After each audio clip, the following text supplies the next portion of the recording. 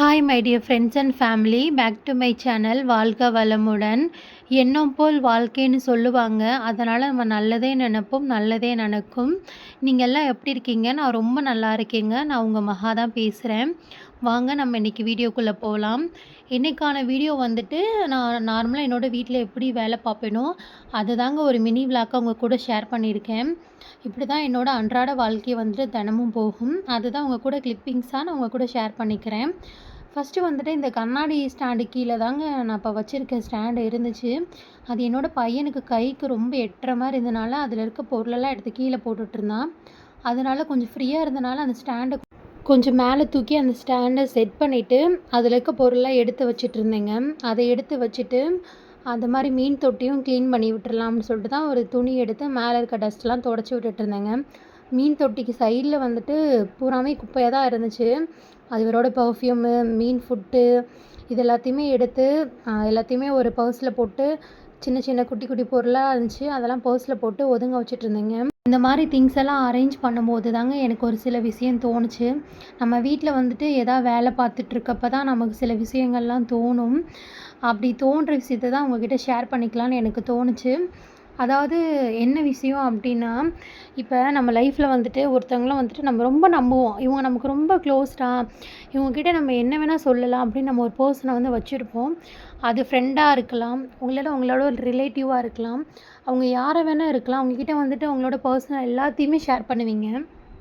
நம்ம லைஃப்பில் வந்துட்டு ரொம்ப சந்தோஷமாக இருக்கா அதையும் அவங்கக்கிட்ட ஷேர் பண்ணியிருப்போம். ரொம்ப கஷ்டமான விஷயத்தையும் நம்ம ஷேர் பண்ணியிருப்போம்.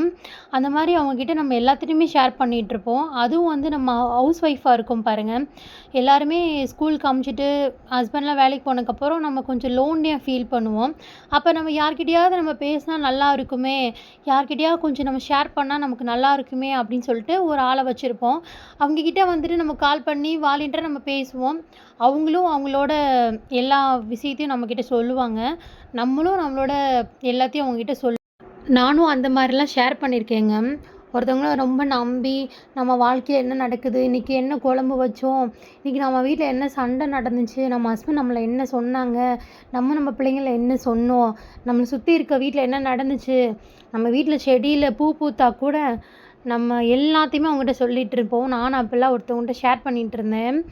அதெல்லாம் எவ்வளோ பெரிய முட்டாள்தனம் அப்படின்றத வந்துட்டு எனக்கு நடந்த அனுபவத்திலன்றது தான் நான் உங்ககிட்ட ஷேர் பண்ணிக்கிறேன். இப்படி தான் நானும் அவங்கக்கிட்ட எல்லாத்தையுமே சொல்லிக்கிட்டு இருந்தேன்.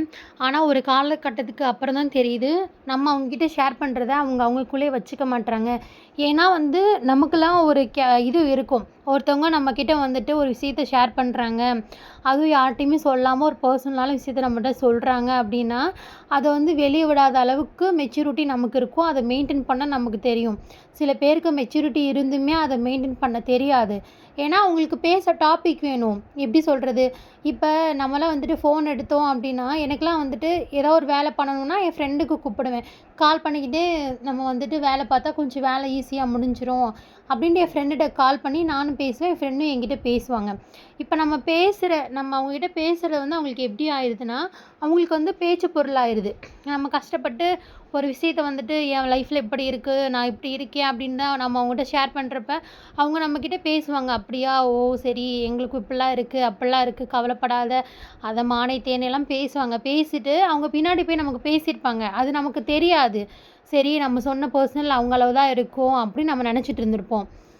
இவங்களும் நம்மகிட்ட சொன்ன விஷயத்த நான்லாம் வெளியவே சொன்னதே கிடையாது இது வரைக்கும். என்கிட்ட வந்து ஒருத்தவங்க வந்துட்டு, இது பர்சனலுங்க, நான் உங்ககிட்ட ஷேர் பண்ணுறேன் அப்படின்ற விஷயத்த வந்து நான் இது வரைக்கும் யார்கிட்டையும் சொன்னதும் கிடையாது. அப்படி சொல்லவும் மாட்டேன். ஏன்னா அந்த அளவுக்கு எனக்கு மெச்சூரிட்டி இருக்குது. ஸோ நம்மளை மாதிரியே எல்லாம் இருப்பாங்க நீங்கள் நினைக்காதீங்க. நானும் அப்படி நினச்சி தான் எல்லாத்தையுமே ஷேர் பண்ணேன். ஒரு காலகட்டத்தில் என்ன ஆயிடுச்சுன்னா, அவங்களுக்கும் எனக்குமே வந்துட்டு ஒரு சின்ன சண்டை ஆயிடுச்சுன்னா, டக்குன்னு நம்ம ஷேர் பண்ண விஷயத்த வந்துட்டு அப்படியே எல்லார் முன்னாடியும் போட்டு உடச்சிட்றாங்க. நீ என்ன பெரிய இதா, உன்னை பற்றி எங்களுக்கு தெரியாதா, உன் குடும்பத்தை பற்றி எங்களுக்கு தெரியாதா, யாரும் இருக்க மாட்டாங்க. நீங்கள் நாள் ஓப்பனாக பேசிகிட்டு இருந்திருப்பீங்கல்ல, ஐயோ இவங்க தான் நமக்கு எல்லாம் அப்படின்னு பேசிகிட்டு இருந்தவங்கெல்லாம் அந்த இடத்துல வந்து வார்த்தையை விடுவாங்க. ஓ உன்னை பற்றி தெரியாதா, உன் குடும்பத்தை பற்றி தெரியாதா, நம்ம அவங்கள நம்பி சொல்லியிருந்திருப்போம். அதுவும் நம்ம அந்த இடத்துல அழுது கூட பேசியிருந்திருப்போம். ரொம்ப வந்துட்டு மனசில் வச்சு ரொம்ப பேசியிருந்திருப்போம். ஐயோ யார்கிட்டயா ஷேர் பண்ணால் நல்லா இருக்குமே அப்படின்னு பேசுகிற பர்சன் தான் நாளைக்கு உங்களுக்கு ஒரு பிரச்சனைனா அதை டப்புன்னு வெளியே எடுத்து விட்டுருவாங்க.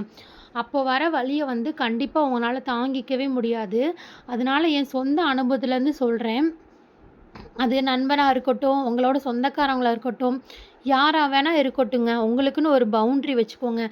இதுதான் நமக்கான ஒரு பர்சனல் லைஃப்ல வந்துட்டு, நமக்குன்னு ஒரு பர்சனல் இருக்கணும். அது நம்மளோட மன நிம்மதிக்காக இருக்கணும். அவங்க கிட்ட நம்ம போய் சொல்லிட்டோமே, ஒரு தப்பான பெர்சன் கிட்ட போயி, நம்ம லைஃப்ல நடந்த ஏ டூ இசட் சொல்லிட்டோமேன்னு அதுக்கப்புறம் பின்னாடி வந்து நீங்க ஃபீல் பண்ணாதீங்க. ஏன்னா, அந்த மாரி நான் நெறைய ஃபீல் பண்ணியிருக்கேன். அதனால நல்லதோ, கெட்டதோ ஒரு பவுண்ட்ரி வச்சுக்கோங்க. உங்களுக்கு ரொம்ப மனசு கஷ்டமா இருக்கா? இருக்கவே இருக்காரு நமக்கு கடவுள். அவர்கிட்ட போய் முறையிடுங்க. அவர்கிட்ட பேசுங்க. மத்த பெர்சன் கிட்டலாம் வந்துட்டு ரொம்ப ஷேர் பண்ணாதீங்க. ஷேர் பண்ணீங்கன்னா, நாளைக்கு அது உங்களுக்கே பெரிய பிரச்சனையா வரும். இது என்னோட அனுபவத்துலேருந்து உங்களுக்கு சொல்றேன். இவங்க நம்மகிட்ட நல்லா பேசுறாங்க அப்படின்னு மட்டும் யாரையும் நம்பாதீங்க. ஏன்னா நல்லா பேசுறவங்கலாம் நல்லவங்க இல்ல. இதுதான் என்னோட அனுபவத்துலேருந்து நான் தெரிஞ்சுக்கிட்டது. அத தான் உங்ககிட்ட ஷேர் பண்ணியிருக்கேன். யார் யாருக்கெல்லாம் இந்த அனுபவம் இருக்குன்னு என் கூட ஷேர் பண்ணிக்கோங்க. அதாவது இது நான் என்ன சொல்ல வரேன்னா, நல்லா பேசுறவங்கலாம் நல்லவங்க இல்லங்க. இந்த வீடியோ உங்களுக்கு பிடிச்சிருந்துச்சுன்னா, மறக்காம என்னோட சேனல சப்ஸ்கிரைப் பண்ணிக்கோங்க. தேங்க் யூ ஃபார் வாட்சிங்.